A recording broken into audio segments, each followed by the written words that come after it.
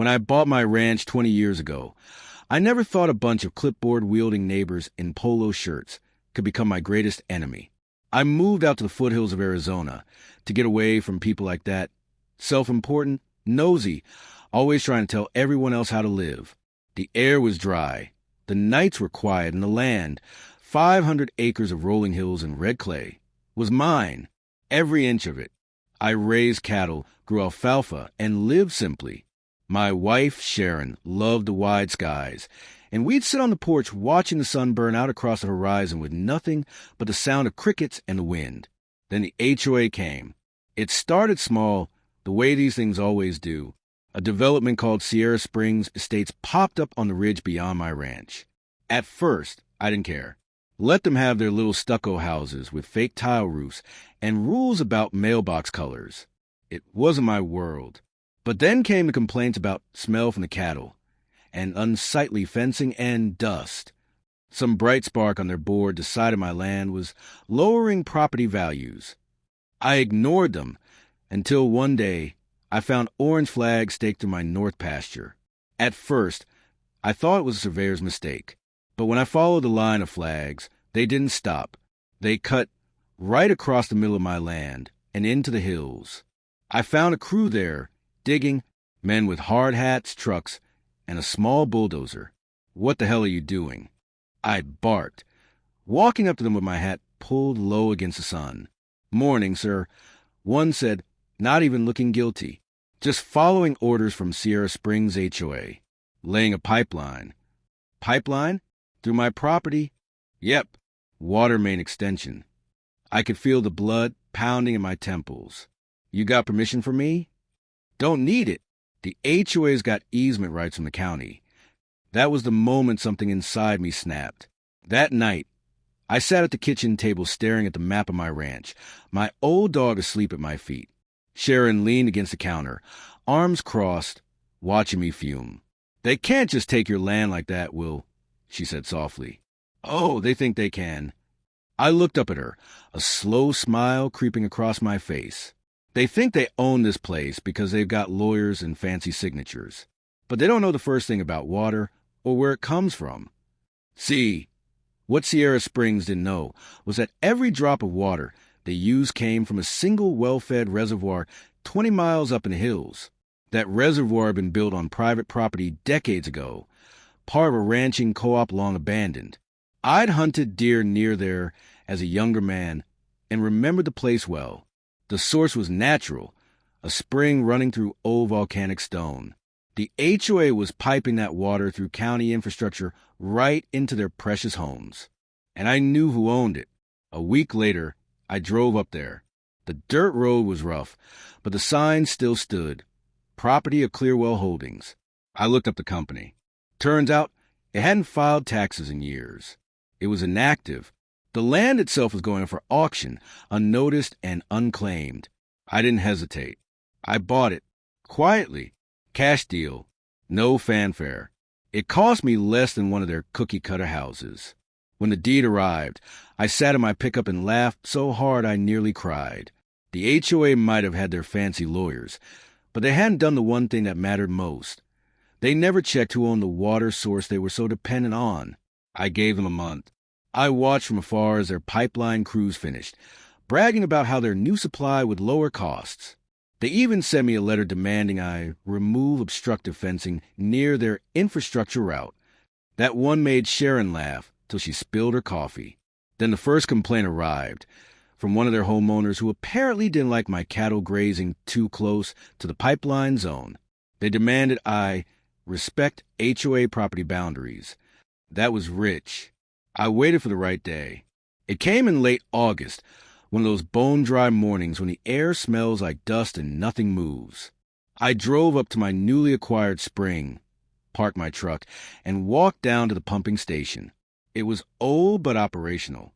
I took out my toolbox, leaned down, and shut off the main valve.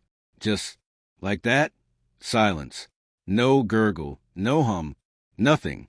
By nightfall, the HOA sprinklers were dead. Their fountains stopped burbling. The lawns, which they fined people for not watering twice a day, turned brown within hours. The next morning, I got a knock on my door. A man in a polo shirt and khakis, probably late 40s, red face and sweating. "Mr. Harlan?" he asked, trying to keep his tone civil. "That's me. I'm Greg Tully, president of the Sierra Springs Homeowners Association." He adjusted his sunglasses, peering over at my barn. "We seem to have a situation." "Is that right?" "Yes, sir. Our community's water supply has been disrupted. You might not realize, but our main line runs through your property." "Oh, I realize." He frowned. "We need your cooperation to restore service immediately. Families are without water." I looked past him toward the hills. "Maybe you should have thought of that before you started digging holes in my land." His face tightened. "We had county approval." "County doesn't own the spring."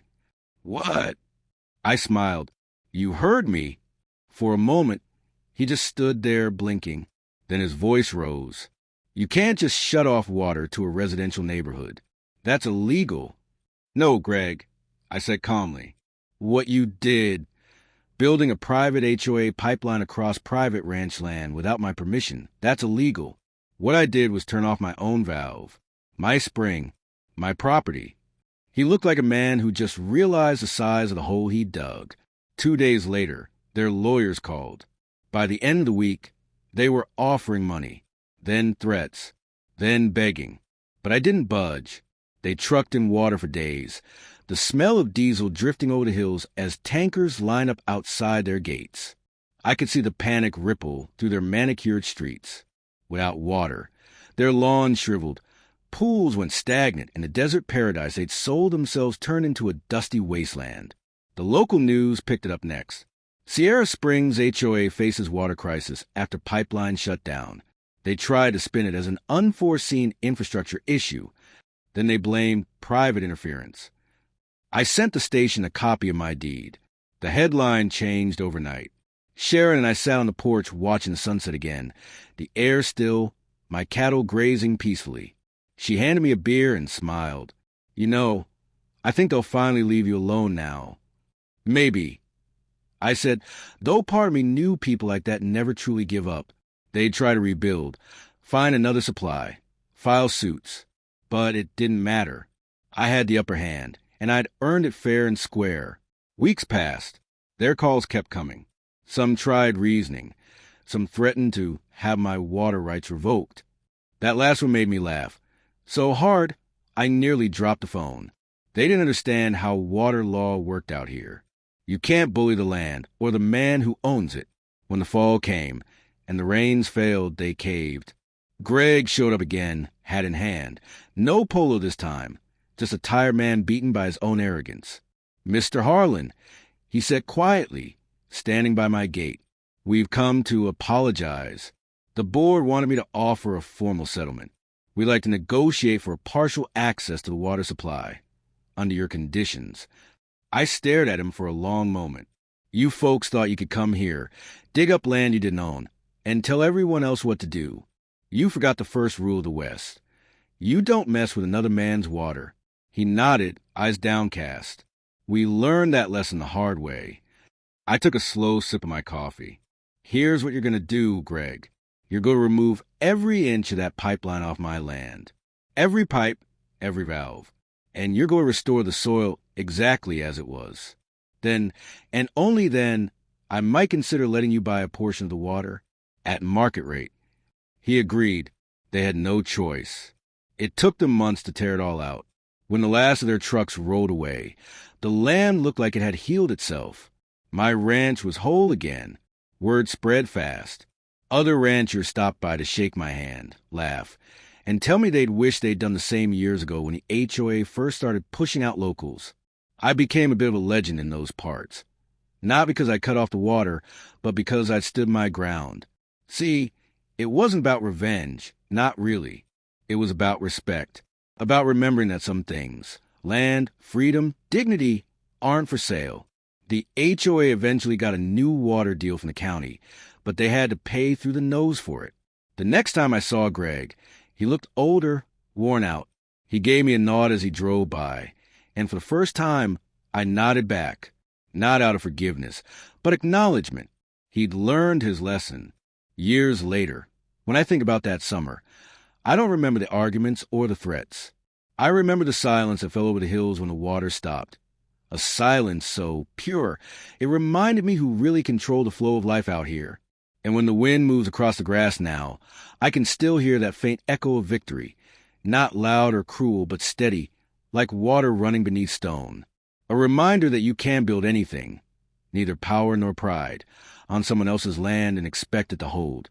Because one day, that land might just reclaim what's rightfully its own.